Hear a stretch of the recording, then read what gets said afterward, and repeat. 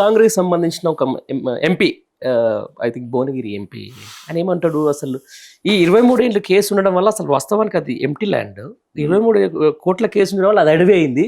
దానికి ముందు అసలు అసలు సంబంధం లేదు, ఎస్సీఏకి 400 ఎకరాలతో ఎలాంటి సంబంధం లేదని చెప్పేసి ఆయన ఓపెన్ స్టేట్మెంట్ దాకా మనం జస్ట్ ఈ ఇంటర్వ్యూ కంటే ఒక హాఫ్ అన్ అవర్ ముందు చెప్పినటువంటి మాట.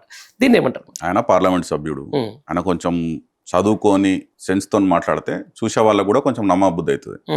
ఆయన చాలా మంది ఇప్పుడు కూడా ఎవరు సీరియస్ తీసుకోరు ఆయన మాట్లాడిన, ఆయన ప్రెస్ మీట్ పెట్టినా కానీ. ఎందుకంటే ఆయన చేసే పోస్టులు, ట్విట్టర్ పోస్ట్ కూడా మార్ఫుడ్ ఇమేజ్ పెట్టడం కేటీఆర్ గారి మీద, అంటే చిన్నపిల్ల కానీ చేష్టలు చేస్తుంటాడు ఆయన. నేను చెప్పేది ఏంటంటే మీకు ఇంటర్వ్యూ స్టార్టింగ్ లో చెప్పాను, హెచ్యు నిన్న ఒక crystal clear official press release చేసింది. అందులో మెన్షన్ చేసిరు వాళ్ళు అసలు ఈ కాంగ్రెస్ ప్రభుత్వము మాతోని ఇప్పటి వరకు సంప్రదింపులు చేయలేదు, ఎక్కడ కూడా సర్వే జరగలేదు, ఎక్కడ కూడా డిమార్కేషన్ జరగలేదు, ఈ 400 ఎకరాలు ప్రభుత్వానిది హెచ్యుది కాదు అని మాకు ఎట్లాంటి ఇన్ఫర్మేషన్ లేదన్నప్పుడు కాంగ్రెస్ వాళ్ళు వీళ్ళంతా వీళ్ళకి వచ్చేసి ఇది హెచ్యు ల్యాండ్ కాదు, మాకు సంబంధించిన ల్యాండ్, మాకు సంబంధించిన ల్యాండ్, మరి టైం తీసుకోండి, మళ్ళీ సర్వే చేయండి, హెచ్యు అధికారుల హెచ్యు అడ్మినిస్ట్రేషన్తో కూర్చొని క్లియర్గా డ్రాయింగ్స్ చేసుకోండి, డిమార్కేషన్ చేసుకోండి, వాళ్ళని ఒప్పియండి, వాళ్ళు వాళ్ళ విద్యార్థులకు చెప్పుకుంటారు. ఒక ప్రాసెస్ ఉంటుంది కదా, ఒక డ్యూ ప్రాసెస్ ఉంటుంది కదా. రాత్రికి తీసుకుపోయి క్యాంపస్ లోపలికి మీరు వెళ్ళిపోయి అక్కడ బుల్డోజర్లు నడిపిస్తే మరి విద్యార్థులు అడ్డుపడక ఎవరు అడ్డుపడతారండి? నిన్న కేటీఆర్ గారు కూడా చాలా మంచి మాట చెప్పినారు. కాంగ్రెస్ ప్రభుత్వం ఎట్లయిపోయిందంటే రేవంత్ రెడ్డి గారు కూడా ఎక్కడ ఏం జరిగినా కానీ ఇది బీఆర్ఎస్ పార్టీ చేయిస్తున్నది, ఎక్కడ ఎవరు మాట్లాడినా కానీ బయట పబ్లిక్ డొమైన్లో ఎవరేం మాట్లాడినా కానీ ప్రభుత్వాన్ని విమర్శించినా కానీ బీఆర్ఎస్ పార్టీ నాయకులే వీళ్ళని తీసుకొచ్చి మాట్లాడిస్తున్నారు అని చెప్పి దాన్ని చిన్నగా చేసి దానికి అంటే ఒక ఇంపార్టెన్స్ లేని విధంగా మాట్లాడే ప్రయత్నం చేస్తున్నారు. అందుకనే మేము అన్నాం ఈ హెచ్యు అజిటేషన్కి సంబంధించి ఎవరైతే విద్యార్థులు పోరాడుతున్నారో వాళ్ళే ముందుండి పోరాడాలి, ఆ యూనివర్సిటీ విద్యార్థులే ముందుండి పోరాడాలి. రాజకీయ పార్టీగా ఏదైతే సపోర్ట్ కావాలో రేపు కోర్టులో కానివ్వండి, లీగల్ అడ్వైస్ కానివ్వండి, లీగల్ సపోర్ట్ కానివ్వండి, లేకపోతే పార్లమెంట్లో ఎంపీల ద్వారా అక్కడ ఒత్తిడి తీసుకురావడం కానివ్వండి, లేకపోతే అక్కడ కేంద్ర మంత్రి మీద పోయి ఒక రిప్రజెంటేషన్ ఇవ్వడం కానీ, ఇట్లాంటివన్నీ రాజకీయ పార్టీగా మేము మద్దతు తెలుపుతాం. కానీ అజిటేషన్ మాత్రం క్యాంపస్లో ముందుండి లీడ్ చేయాల్సిన విద్యార్థులే అని చెప్పినారు. ఎందుకు చెప్పినారు? ఎందుకంటే మూర్ఖ ప్రభుత్వానికి ప్రజల్లో ఉన్నటువంటి వ్యతిరేకత, ప్రజల్లో వచ్చినటువంటి తిరుగుబాటు వాళ్ళకి అర్థమైతలేదు. ఏదో రాజకీయ పార్టీలు చేస్తున్నాయి, ప్రతిపక్ష పార్టీలు చేస్తున్నాయి అనే ఒక మిథ్యలో ఉన్నారు వాళ్ళు. వాస్తవం ఏంటంటే ప్రజల్లోకి బలంగా వెళ్ళిపోయింది. 16 నెలల్లో వచ్చినటువంటి వ్యతిరేకత బహుశా నాకు తెలిసి భారతదేశానికి స్వాతంత్రం వచ్చినప్పటి నుంచి ఏ రాష్ట్ర ప్రభుత్వానికి కూడా ఇంత తక్కువ టైంలో ఇంత వ్యతిరేకత ఎక్కడ రాలేదు. ఇదే విషయం చెప్తున్నాను ఈరోజు. నిజంగా ఈ అంశానికి ఎస్జే భూముల అంశానికి సంబంధించి ఒక నిజంగా రాజకీయ లబ్ధి చేకూరేది బీజేపీ పార్టీకే. ఎందుకంటే ఏబీవీపీ స్ట్రాంగెస్ట్గా ఉంటుంది ఎస్సీలో. వాళ్ళు కూడా గట్టిగా కొట్లాడుతూ ఉన్నారు. గత కొద్ది రోజులుగా చూస్తూ ఉన్నాం.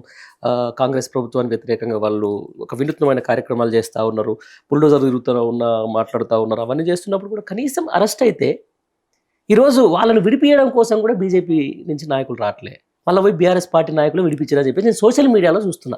నిజమేనా అది? అవునండి. ఇప్పుడు విద్యార్థులు కొట్లాడుతున్నారు. వాళ్ళు స్వచ్ఛందంగా వాళ్ళ యూనివర్సిటీ భూములు కాపాడుకోవాలనే ఉద్దేశంతో వాళ్ళు కొట్లాడుతున్నారు. వాళ్ళు రాజకీయ నాయకులు కాదు. ఇక్కడ ఉన్నటువంటి రాజకీయ నాయకులు ఏంది, నేను ఇంతకుముందు చెప్పినాం మీకు, వీళ్ళకి వాళ్ళకి ఏం చీకటి ఒప్పందం ఉంది, ఏం లోపాయకర ఒప్పందం ఉంది, ఏం అండర్స్టాండింగ్ లో పనిచేస్తున్నారు రాష్ట్రంలో బీజేపీ ఇంకా కాంగ్రెస్ నాయకులు, వాళ్ళకి తెలియాలి. విద్యార్థులకు ఏం తెలుస్తుందండి? పాపం విద్యార్థులు వాళ్ళ భూములు వాళ్ళు కాపాడుకోవాలి, రక్షించుకోవాలని చెప్పి వాళ్ళు కొట్లాడుతున్నారు. అయితే బీఆర్ఎస్ పార్టీ ముందు నుంచి ఎవరివన్నగా విద్యార్థి అయితే మీకు సపోర్ట్ చేస్తాం 100%. ఈ వెజిటేషన్ ఏదైతే మీరు చేస్తున్నారో దానికి వెనకాల నుంచి ఏ రకంగా అయితే మీకు లీగల్గా కానీ ఎక్కడ కానీ సపోర్ట్ కావాలనేది సపోర్ట్ చేసిర్రు. మొన్న అందుకే ఈ విద్యార్థులను తీసుకుపోయి అంటే అత్యంత అమానవీయంగా మన పోలీస్ స్టేషన్ తీసుకుపోయి కుర్చీలలో కూడా కాకుండా కింద కూర్చోబెట్టి అరెస్ట్ చేసిన విద్యార్థులను అందరినీ కింద కూర్చోబెట్టి, మహిళలను వాళ్ళని గుంజుకోబోయి గుడ్లను బాదినట్టు గుంజుకోబోయి వాళ్ళకి దెబ్బలు తగిలేటట్టు విజువల్స్ కనబడుతున్నాయి క్లియర్గా. రక్తం చిందేటట్టు కొట్టి తీసుకుపోయి పోలీస్ స్టేషన్లో కూర్చోబెట్టి డీటైన్ చేస్తే మళ్ళీ బీఆర్ఎస్ నాయకులే పోయి అక్కడ మా ఎమ్మెల్సీ దాసోజు శ్రవణ్ గారు ఇతరులు పోయి అక్కడ మాట్లాడి వాళ్ళని మీరు బయటికన్నా పంపించండి, లేకపోతే మేము ఇక్కడ కూర్చుంటాం అని చెప్పి వారి మీద ఒత్తిడి చేసి తీసుకురావడం జరిగింది విద్యార్థులు. కాకపోతే మేము ఒకటే చెప్తున్నాం, దీంట్లో న్యాయం ఉంది. ఈ ఏదైతే పోరాటం చేస్తున్నారో విద్యార్థుల్లో ఇందులో 100% న్యాయం ఉంది. ఒకవేళ ప్రభుత్వానికి చిత్తశుద్ధి ఉంటే, ఒకవేళ ప్రభుత్వానికి ప్రజాస్వామ్యం మీద నమ్మకం ఉంటే, ఒకవేళ రేవంత్ రెడ్డి గారి ప్రభుత్వానికి మన రాజ్యాంగం పట్ల నిబద్ధత ఉంటే డ్యూ ప్రాసెస్ ఫాలో కండి. మీరు ఫస్ట్ యూనివర్సిటీతో సంప్రదించండి. మీరేవైతే 400 ఎకరాల ప్రభుత్వాన్ని అంటున్నారో ఫస్ట్ వాళ్ళని కాన్ఫిడెన్స్లోకి తీసుకోండి. మీరు యూనివర్సిటీనే కాన్ఫిడెన్స్లోకి తీసుకోకుండా రాత్రిపై అరాచకం చేసి చెట్లు నరికేసి కోర్టులు బంద్ ఉన్న 4 రోజుల్లో హాలిడేస్ ఉన్న టైంలో పోయి చేస్తే డెఫినెట్గా దీని వెనక ఏదో కుట్రుంది, ఏదో దాచా ప్రయత్నం చేస్తున్నారనే అనుమానాలు బలంగా మాకే కాదు ప్రజలందరూ కూడా వస్తాయి. రైట్. ఈ 4 రోజుల్లో జరగాల్సిన విధ్వంసం జరిగిపోతూనే ఉంది. ఆల్రెడీ ఇప్పుడు మనం మాట్లాడుతున్నప్పుడు కూడా బుల్డోజర్లు ఆడ చేయాల్సిన డ్యామేజ్ చేస్తూనే ఉన్నాయి. బట్ ఇదంతా ఎన్విరాన్మెంటే.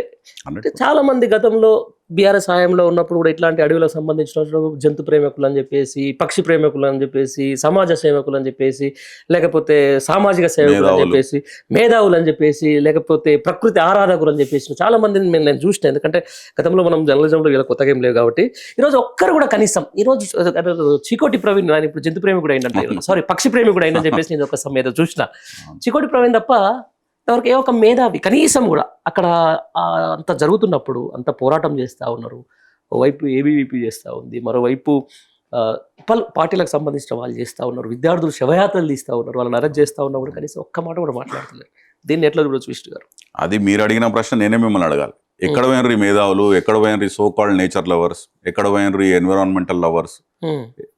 అంటే ప్రతి చిన్న విషయానికి గత ప్రభుత్వంలో ఏదైతే నియంత ప్రభుత్వము, కేసీఆర్ గారి నిర్బంధ పాలన, గడిల పాలన అని చెప్పి మాట్లాడిన పెద్ద పెద్ద మాటలు మాట్లాడినరు. అంతా స్వేచ్ఛగా మాట్లాడుకున్నారు కదా ఆనాడు. ఈ మాటలు మాట్లాడుకుంటే స్వేచ్ఛగానే మాట్లాడారు. ఈ రోజు ఎందుకు నోర్లు మూతబడ్డాయి? ప్రశ్నించే గొంతుకలు, పదవి కొన్నదేమో, ప్రశ్నించే గొంతుకలు అని చెప్పుకొని వాళ్ళంతా పదవి కొన్నదేమో నేనంట. పదవి కొంతమందికి పదవి కొన్నది, కొంతమంది భయంలో ఉండొచ్చు.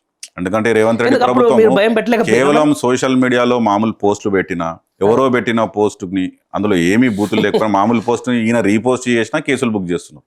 మరి అట్లాంటి ఒక భయము, అది భయంలో బతుకుతున్నారా ఈ మేధావులు? మనకెందుకు వచ్చింది లేదు పోయేది లేదు అనవసరంగా అనుకుంటున్నారా? లేకపోతే మీరు అన్నట్టు పదవులకు అమ్ముడు పోయినరా? లేకపోతే ఇతరతర వేరే వాటికి ఏమన్నా లొంగిపోయినరా? వాళ్ళకేమన్నా స్వార్థ అవసరాలకి ఏమన్నా లాలూచి పడ్డారా ప్రభుత్వంలో? మనకు తెలియదు. కాకపోతే మీరు అడిగిన ప్రశ్న నేను కూడా అడగదలుచుకున్నాను. ఎక్కడ పోయినరు ఈ సివిల్ సొసైటీలో ఉన్న వాళ్ళు, ఈ మేధావులు, సోకాల్డ్ మేధావులు, సూడో మేధావులు ఎడికి పోయినారంటే మీరు అన్నట్టు ఈ 4-5 రీజన్స్ లో ఏదో ఒక రీజన్ ఉండి ఉంటుంది. వాళ్ళకి ఎందుకు మాట్లాడతలేరు అంతే అంతే, ఇంకా వేరే రీజన్ ఏం లేదు. అంతేనే. మరి దీన్ని వదిలేస్తారా? అంటే ఇప్పుడు పార్టీ పరంగా, రాజకీయ పార్టీ పరంగా బీఆర్ఎస్ పార్టీ, మా నాయకుడు కేసీఆర్ గారు కానీ, వర్కింగ్ ప్రెసిడెంట్ కేటీఆర్ గారు కానీ ఎట్లాంటి దిశానిర్దేశం చేస్తారో, రాబోయే రోజుల్లో ఎట్లాంటి కార్యాచరణ తీసుకోవాలి, విద్యార్థులకు ఏ విధంగా మనం అండగా ఉండాలి, ఈ ఉద్యమాన్ని ఇంకా ముందుకు ఎట్లా ధృతంగా తీసుకోవాలి, న్యాయం ఎటువైపు న్యాయం ఉంటే అటువైపు న్యాయం మనం ఎట్లా చేయాలి అనే విధంగా వాళ్ళు చర్చలు చేస్తున్నారు. రేపు ఒక డెఫినెట్గా ఒక క్లియర్ డైరెక్షన్ వచ్చినప్పుడు రాజకీయ పార్టీగా మేము చేయాల్సింది మేము చేస్తాం. మాతో పాటు మేము కోరుకునేది అంటే మేము అపీల్ చేసేది, రిక్వెస్ట్ చేసేది, ఇన్ఫ్యాక్ట్ డిమాండ్ చేసేది రేవంత్ రెడ్డి గారిని, మీరు చేసేది ప్రక్రియ కరెక్ట్గా లేదు, మీరు దయచేసి పాజ్ చేయండి, మీరు పంపించిన వందలాది మంది పోలీసులను వెనక్కి పిలుచుకోండి, ఆ జేసీబీలను, అర్త్ మూవర్స్ని, ఇటాచి మెషిన్లని బయటికి రానియండి, కొద్దిగా బ్రీదింగ్ స్పేస్ ఇవ్వండి, ప్రజాస్వామికంగా మీరు ఫస్ట్ కూర్చొని హెచ్యూ వాళ్ళతో కూర్చొని మాట్లాడండి.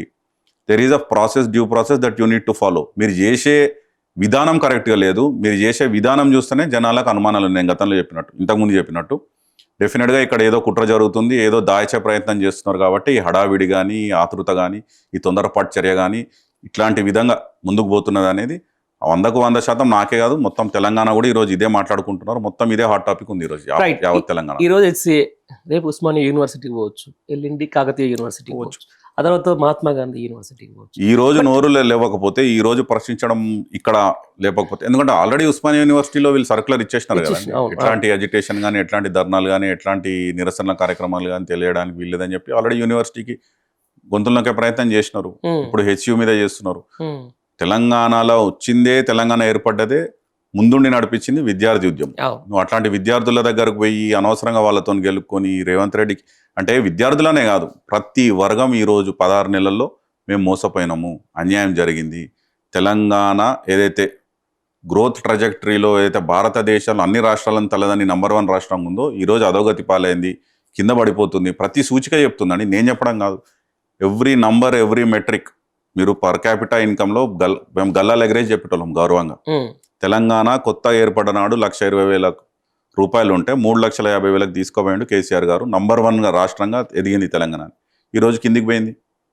సొంత రాబడి, రాష్ట్రం సొంత రాబడి కూడా కేసీఆర్ గారి హయాంలో నంబర్ 1 స్టేట్. మీరు కంపౌండెడ్ యాన్యువల్ గ్రోత్ రేట్ చూసుకుంటే 10 సంవత్సరాలలో దాదాపు 17.57% ఇయర్ ఆన్ ఇయర్ పెరుగుకుంటూ పోయింది తెలంగాణ సంపద. కానీ రేవంత్ రెడ్డి గారు వచ్చినాక అది కూడా నెగిటివ్ అవుతుంది. మీరు ఏ సూచిక తీసుకున్నా, ఏ మెట్రిక్ తీసుకున్నా ఈరోజు అన్నీ డౌన్వర్డ్స్ ఉన్నాయి. రియల్ ఎస్టేట్ చూసుకోండి మీరు, హైదరాబాద్ చుట్టుపక్కల అది డౌనే. మీకు ఆదాయం ఎందులో కూడా, వెహికల్ ట్యాక్స్లో కానీ ఎందులో కానీ అన్నిట్లో ఇట్స్ గోయింగ్ డౌన్.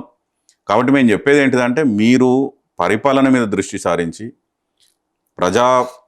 ప్రజలకు ఏదైతే మీరు హామీలు ఇచ్చారో 6 గ్యారంటీలు కానీ 420 హామీలు కానీ 420 హామీలు కానీ 6 గ్యారంటీ వీటి మీద దృష్టి పెట్టి మీరు పరిపాలన మీద పెట్టండి. కేవలం ప్రతిపక్షాలు గొంతు నొక్కుతాము, కేసులు వేస్తాము, భయపెట్టిస్తాము, నా కుర్చీ నేను కాపాడుకోవడానికి ఈ 30 సార్లు కాకపోతే 300 సార్లు ఢిల్లీకి పోతా, ఇవన్నీ రాజకీయ పనులు చేసి పక్కన పెట్టి ప్రజలకు కావాల్సింది. ఎందుకంటే ప్రతి వర్గం ఈరోజు చాలా అంటే అత్యంత బాధల్లో ఉన్నారు. రైతులు కూడా రైతు బంధు మార్చి 31 లోపు చేస్తా అని చెప్పి రేవంత్ రెడ్డి గారు బహిరంగంగా చెప్పారు. అయిపోయింది కానీ నిన్న మార్చి 31 ఫుల్ కూడా అయిపోయారు. ఇవాళ April 1 April ఫుల్ అయిపోయారు.